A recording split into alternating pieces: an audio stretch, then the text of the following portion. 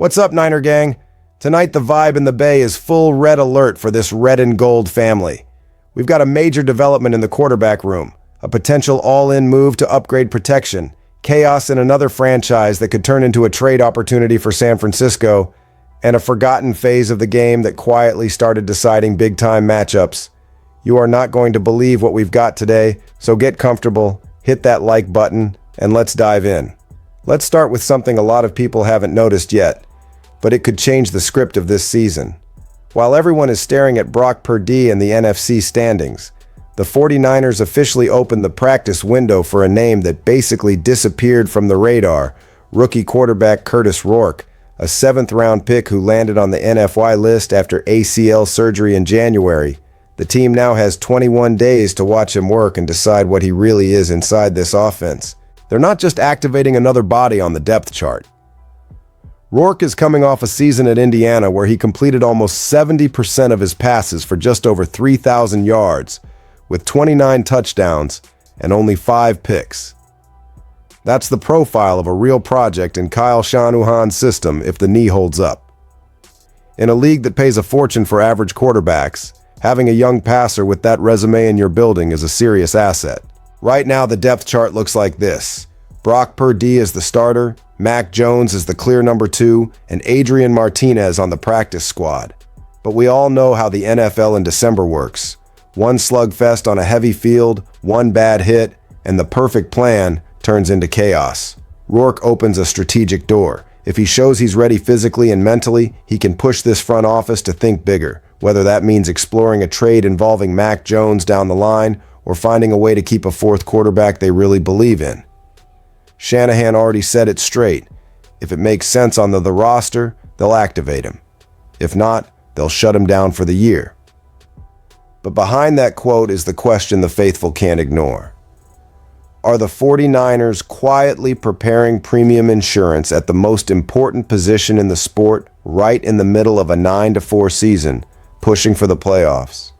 Because if the answer is yes, the impact goes way beyond these next 3 weeks. This all comes right after the bye, with a bonus practice to reset the rhythm and a tough matchup against the Titans at Levi's Stadium. It's not a coincidence this window opens now. They want to see Rourke moving it close to game tempo when the pressure is real, when every snap can change playoff seeding. That's when this stops being just a story about a rookie coming back from injury and turns into a conversation about future cap decisions, trade leverage, and long-term control of the quarterback room in San Francisco. While the faithful is still processing the Rourke situation, there's another quiet tension building, and this one hits the heart of every 49ers fan: the offensive line. After a cycle of cutting costs, getting younger, and surviving tough cap decisions, a name pops up that almost nobody expected to see connected to San Francisco in a serious way for 2026. But when you put the logic together with Shanahan's history and the actual needs of this offense, it becomes hard to ignore. Tyler Linderbaum, Pro Bowl center, Baltimore Ravens, elite awareness, anchor, lateral quickness, and high IQ and pass protection. Everything a zone-heavy West Coast offense loves in the middle. Then you look at the fact Baltimore declined his 5th-year option. That doesn't automatically mean divorce, but it's a massive signal. They might not want the price tag attached to that year, and a player of this level could be closer to the market than people think. That's where the 49ers walk into the frame. This isn't a wild fantasy. Shanahan has a track record of paying up for tackles and centers when he believes the upgrade raises the entire ceiling of the offense. We saw it with Weston Richburg. We saw it with Alex Mack. In his system, the center is almost as valuable as a defensive cornerstone. Right now, Jake Brendel is holding his own. He's not bad at all. But he's 33, he has no guaranteed money left on his deal, and he's squarely in that zone where front offices start asking uncomfortable questions. Look at the bigger picture. An offense with Purdy steady at quarterback, Christian McCaffrey playing at an MVP level, explosive weapons on the perimeter, and a line that still feels like it's one pillar short in the middle. Linderbaum suddenly looks less like a luxury and more like the missing piece. If he really hits the market, he'll be expensive. But for a true contender trying to maximize a window, that might be exactly the kind of risk you take. Add one more layer. This staff clearly has a soft spot for players out of Iowa. Now you've got rookie guard Connor Colby in the building, reinforcing that pattern. So when people ask, what's the one big move that could truly upgrade this unit in 2026? Don't be surprised if Linderbaum is near the top of that internal wish list. Going all in on an elite center might be the decision that gives this offense that old, unshakable confidence again. While we're weighing how far a possible Linderbaum pursuit could go, an earthquake on the AFC side is shaking things up in a way that directly affects the 49ers' long-term plans. Sometimes, the biggest story isn't about your team at all. It's about how someone else's disaster opens a door for you. Daniel Jones tore his Achilles and is done for the year, and that one play may reshape the entire quarterback market. For the Colts, it's brutal. They were already stumbling. They drop a divisional game to the Jaguars, and just when it looked like they still had enough juice to fight for a playoff spot, this happens. Daniel Jones, who turned his career around in 2025 and played at a legit MVP caliber level, sees his best stretch of football shut down in one snap late in the season, with his 2026 outlook suddenly cloudy. Now Indianapolis is in a corner. They've got a competitive roster, Jonathan Taylor playing out of his mind, a solid defense, a head coach trying to secure his job, and no guarantee that Jones will be ready or the same player when next season kicks off. In today's NFL, you don't get to just wait and see at quarterback. That luxury doesn't exist anymore. They turn to the market and realize there's almost nothing there. The 2026 draft class at quarterback doesn't excite anyone. The veteran free agent options don't scream, "Build your playoff run around me." That's when one name becomes very interesting, and it belongs to the 49ers, Mac Jones. A quarterback who has already shown he can win games in Shanahan's system, who helped keep San Francisco afloat while Purdy battled that turf toe stretch, and who is still under contract. He's not just a backup, he's an asset, and a rare one when the demand for competent starters is sky high and the supply is painfully thin.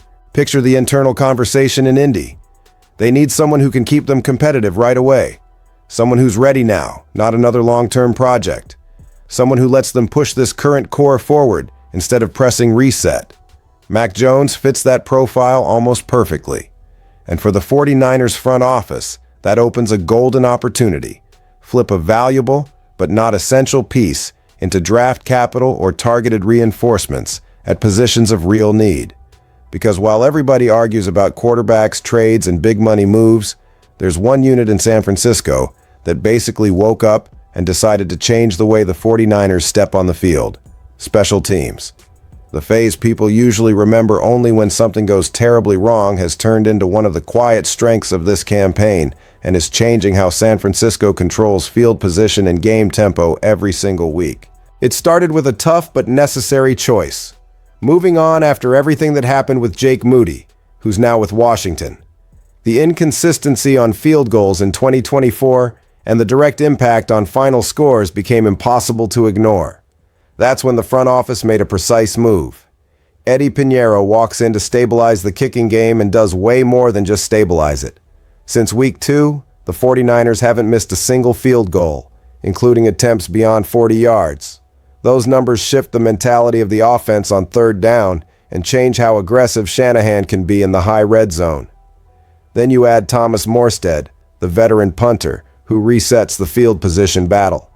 He's already matched last season's total of punts downed inside the 20 before this year is even over, constantly forcing opponents to drive long fields and taking explosive offenses out of their comfort zone. And the real spark of this special teams revival comes from a name that feels like it dropped straight out of a faithful wish list, Sky Moore. Niner fans have been begging for a real return threat for years. Now they've got one. Moore is putting up numbers this fan base hasn't seen in decades. Around 28 yards per kickoff return, over 12 per punt return. And the impact isn't just on a stat sheet, it's tempo.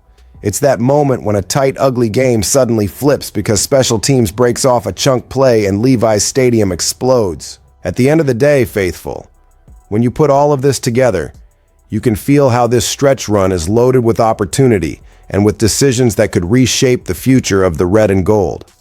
A rookie quarterback fighting for his place in a playoff-caliber locker room. a potential elite target who could take this offensive line to another level, a quarterback market ready to explode because of the chaos in Indianapolis, and a special teams unit that suddenly looks like a strength instead of a liability. The real question is, which one of these pieces is going to matter most when the playoffs start?